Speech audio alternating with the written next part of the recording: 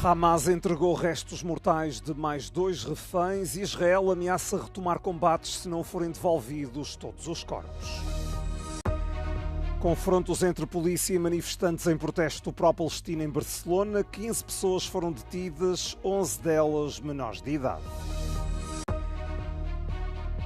Donald Trump revelou ter dado luz verde à CIA para realizar operações secretas na Venezuela. O governo paquistanês e o regime talibã afegão concordaram com um cessar-fogo de 48 horas após vários confrontos armados.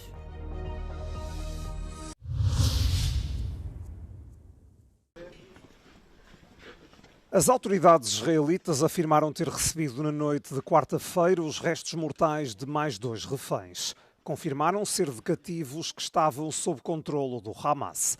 Trata-se de uma artista de grafite e de um soldado beduíno assassinados pelo grupo palestiniano a 7 de outubro de 2023. Entretanto, já foram realizados os funerais de alguns dos reféns devolvidos a Israel.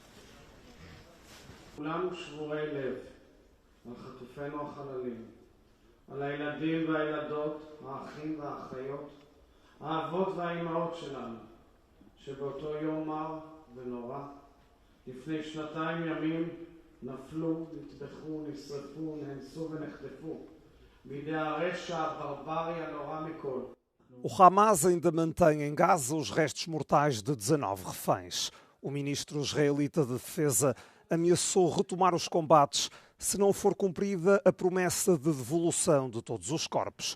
O grupo islamita diz que o processo levará tempo porque precisa de equipamento especializado para localizar os restantes cativos.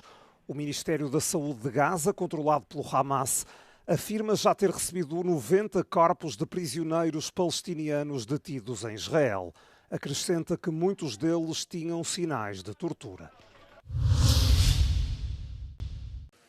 O presidente interino da Síria, Ahmad al-Shara, encontrou-se com o presidente russo, Vladimir Putin, em Moscou, numa visita oficial sem precedentes na quarta-feira. A visita ocorre menos de um ano depois de al-Shara ter liderado uma rápida rebelião em dezembro passado, que destronou o regime de Bashar al-Assad, presidente de longa data e aliado do Kremlin. Al-Shara foi recebido com todas as honras militares, numa altura em que o Kremlin procura estabelecer bases de entendimento com os novos dirigentes do país. Putin disse, no entanto, que a política russa em relação à Síria permanece constante, afirmando que está enraizada no mesmo princípio de sempre. В России никогда в отношении Сирии не было никаких каких-то отношений, связанных с нашей политической конъюнктурой или с особыми интересами.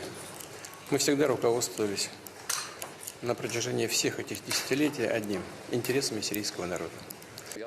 Em declarações aos jornalistas, al-Shara referiu que a Síria partilha uma ligação profunda e histórica com Moscovo, lembrando que grande parte das infraestruturas foram construídas e são mantidas pelos russos.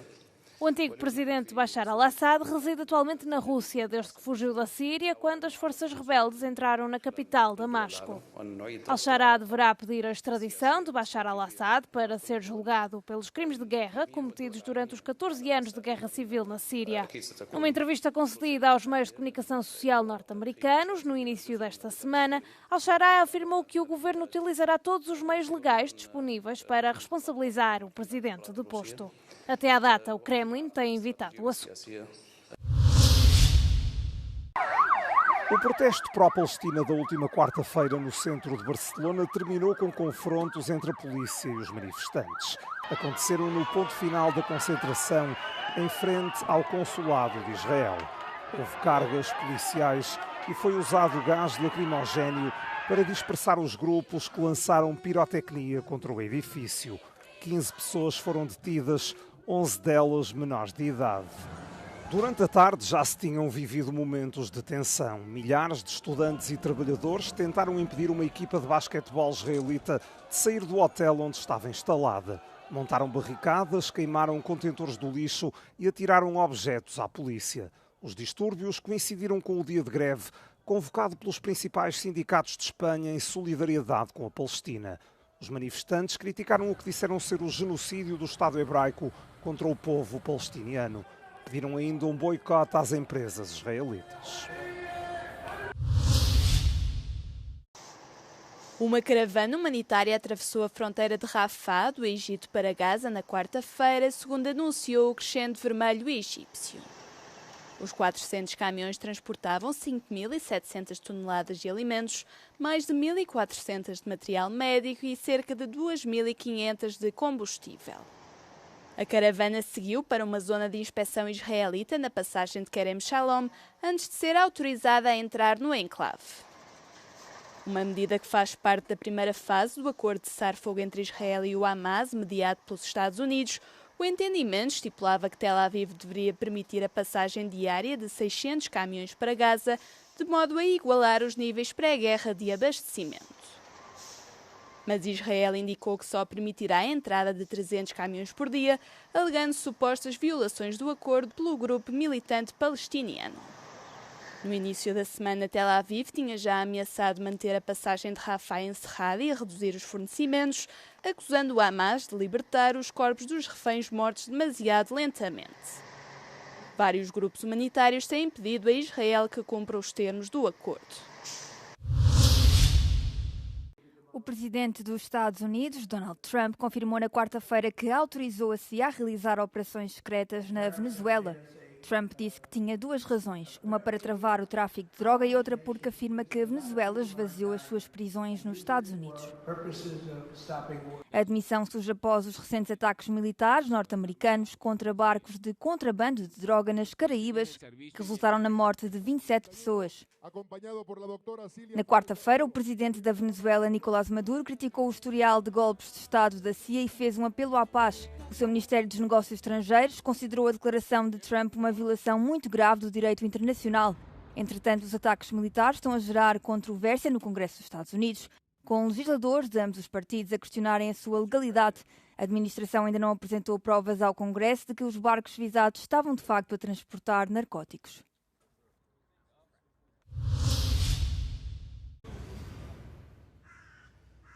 É um anúncio que suscitou muitas reações em França. A suspensão da reforma das pensões, uma das políticas mais controversas do presidente Emmanuel Macron, deverá, salvo alguma surpresa, ser formalmente aprovada pelo Parlamento em novembro. E nem toda a gente está contente com isso. Ça va coûter énormément à tous les Français dans les années à venir. C'est pas la bonne approche parce que c'est du marchandage électoral. Si ça calme les esprits et si ça permet d'avoir un budget, c'est une bonne chose, c'est habile, je crois que c'est très habile. O governo está a suspender o aumento da idade da reforma para evitar uma nova crise política. Mas em Paris, os manifestantes continuam a desconfiar da promessa e dizem que o debate está longe de estar terminado. Ce n'est que partie remise, ce n'est pas une annulation pure et simple. J'ai participé à quelques manifestations pour justement contre cette réforme. Donc forcément, ça va plutôt dans le bon sens si on prend simplement le résultat. Mais il y a une grosse méfiance et c'est surtout reporter le problème à plus tard, à 2027. Uma reforma que está a ser colocada em pausa, mas não eliminada. As pensões deverão continuar no centro do debate público e político em França durante muitos mais anos. O governo paquistanês e o regime talibã afegão concordaram com um cessar-fogo de 48 horas que entrou em vigor na quarta-feira à noite. Ambas as partes afirmam que o acordo foi iniciado pelo outro lado. Antes do anúncio do cessar-fogo, as Forças Armadas paquistanesas realizaram ataques precisos de retaliação na província afegã de Kandahar e na capital Cabul. Este foi o terceiro grande confronto armado entre os dois vizinhos em uma semana. Os conflitos resultaram na morte de dezenas de soldados paquistaneses e mais de 200 militantes talibãs. Islamabad pediu várias vezes a Cabul que impedisse os grupos que considera terroristas de usar o território afegão como base para ataques contra o Paquistão, mas o Afeganistão nega estas acusações. De acordo com o ministro da Defesa paquistanês, neste momento há um impasse e não existem relações oficiais entre Islamabad e Cabul. A Suécia está a preparar-se para um possível cenário de guerra. O país investiu desde 2024 7,7 milhões de euros na modernização dos 64 mil abrigos construídos durante a Segunda Guerra Mundial e a Guerra Fria. Este é um dos abrigos localizados na capital sueca, Estocolmo.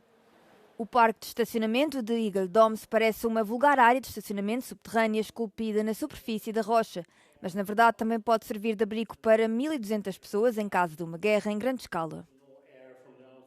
It can resist the blast and the debris and such things that comes with a bomb. Then it's airtight, so it even resists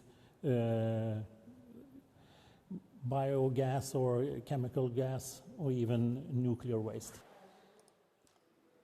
Com o aumento das tensões com a Rússia desde o início da guerra com a Ucrânia, o governo sueco prometeu aumentar o orçamento da defesa civil em 7 vezes. Mas Joe Hennesson diz que é improvável que o dinheiro alocado cubra o custo de consertar todos os abrigos, muito menos a construção de novos. No ano passado, o ministro da Defesa Civil da Suécia alertou para o facto de não se poder excluir a possibilidade de um ataque militar.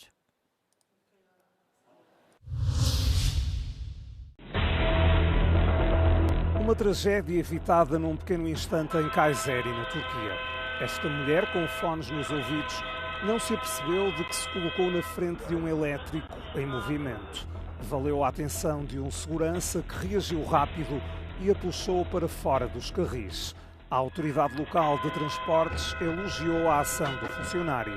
Pediu também alerta máximo a todos os que passam pela estação e estão junto às vias férreas. Nas imagens vê-se a passageira a agradecer ao homem com um aperto de mão.